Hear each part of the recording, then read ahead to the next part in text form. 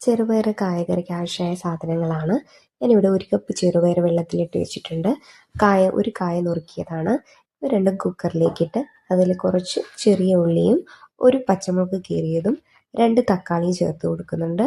ആവശ്യത്തിന് വെള്ളവും ചേർത്ത് അതിലേക്ക് കുറച്ച് ഉപ്പും അതേപോലെ തന്നെ മഞ്ഞൾപ്പൊടിയും ചേർത്ത് നന്നായി അടച്ചു വെച്ച് വേവിക്കുക. ഒരു 4 വിസിൽ കഴിയുമ്പോൾ നന്നായി വേവും. ഒരു ചീനച്ചട്ടി വെച്ച് അതിലേക്ക് കുറച്ച് വെളിച്ചെണ്ണ ഒഴിക്കുക. നല്ല ജീരകം, കടുക് ഇവ ചേർത്ത് കടുകൊന്ന് പൊട്ടി വരുമ്പോൾ നമുക്ക് വറ്റൽമുളക് ചേർത്ത് കൊടുക്കാം. ചതച്ച് വെച്ചിരിക്കുന്ന വെളുത്തുള്ളിയും ചതച്ച് വെച്ചിരിക്കുന്ന ചെറിയ ഉള്ളിയും ചേർത്ത് നന്നായി വഴറ്റാം. കറിവേപ്പില കൂടി ചേർത്ത് കൊടുക്കാവുന്നതാണ്. ചെറിയ ഉള്ളി തന്നെ ചേർക്കണം, എന്നാലാണ് ആ ഒരു ടേസ്റ്റ് കിട്ടുക.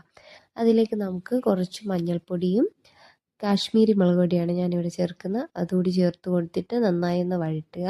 അതിന് ശേഷം കുക്കറിൽ വേവിച്ച് വെച്ചിരിക്കുന്ന പയറും കായയും കൂടി ചേർക്കാം.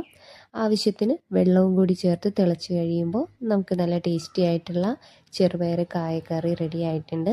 ചോറിനും പുട്ടിനും ഒക്കെ നല്ല ടേസ്റ്റുള്ള കറിയാണ്. ചെറുപയർ കായകറിക്ക് ആവശ്യമായ സാധനങ്ങളാണ്. ഞാനിവിടെ 1 കപ്പ് ചെറുപയർ വെള്ളത്തിലിട്ട് വെച്ചിട്ടുണ്ട്. ഒരു കായ നുറുക്കിയതാണ്. ഇത് രണ്ടും കുക്കറിലേക്കിട്ട് അതിൽ കുറച്ച് ചെറിയ ഉള്ളിയും 1 പച്ചമുളക് കീറിയതും 2 തക്കാളിയും ചേർത്ത് കൊടുക്കുന്നുണ്ട്. ആവശ്യത്തിന് വെള്ളവും ചേർത്ത് അതിലേക്ക് കുറച്ച് ഉപ്പും അതേപോലെ തന്നെ മഞ്ഞൾപ്പൊടിയും ചേർത്ത് നന്നായി അടച്ചു വെച്ച് വേവിക്കുക. ഒരു 4 വിസിൽ കഴിയുമ്പോൾ നന്നായി വേവും. ഒരു ചീനച്ചട്ടി വെച്ച് അതിലേക്ക് കുറച്ച് വെളിച്ചെണ്ണ ഒഴിക്കുക.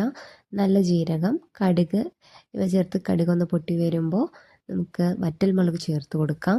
ചതച്ച് വെച്ചിരിക്കുന്ന വെളുത്തുള്ളിയും ചതച്ച് വെച്ചിരിക്കുന്ന ചെറിയ ഉള്ളിയും ചേർത്ത് നന്നായി വഴറ്റാം. കറിവേപ്പില കൂടി ചേർത്ത് കൊടുക്കാവുന്നതാണ്. ചെറിയ ഉള്ളി തന്നെ ചേർക്കണം, എന്നാലാണ് ആ ഒരു ടേസ്റ്റ് കിട്ടുക. അതിലേക്ക് നമുക്ക് കുറച്ച് മഞ്ഞൾപ്പൊടിയും കാശ്മീരി മുളക് പൊടിയാണ് ഞാനിവിടെ ചേർക്കുന്നത്. അതുകൂടി ചേർത്ത് കൊടുത്തിട്ട് നന്നായി ഒന്ന് വഴറ്റുക. അതിന് ശേഷം കുക്കറിൽ വേവിച്ച് വെച്ചിരിക്കുന്ന പയറും കായയും കൂടി ചേർക്കാം. ആവശ്യത്തിന് വെള്ളവും കൂടി ചേർത്ത് തിളച്ച് കഴിയുമ്പോൾ നമുക്ക് നല്ല ടേസ്റ്റി ആയിട്ടുള്ള ചെറുപയർ കായക്കറി റെഡി ആയിട്ടുണ്ട്. ചോറിനും പുട്ടിനും ഒക്കെ നല്ല ടേസ്റ്റുള്ള കറിയാണ്.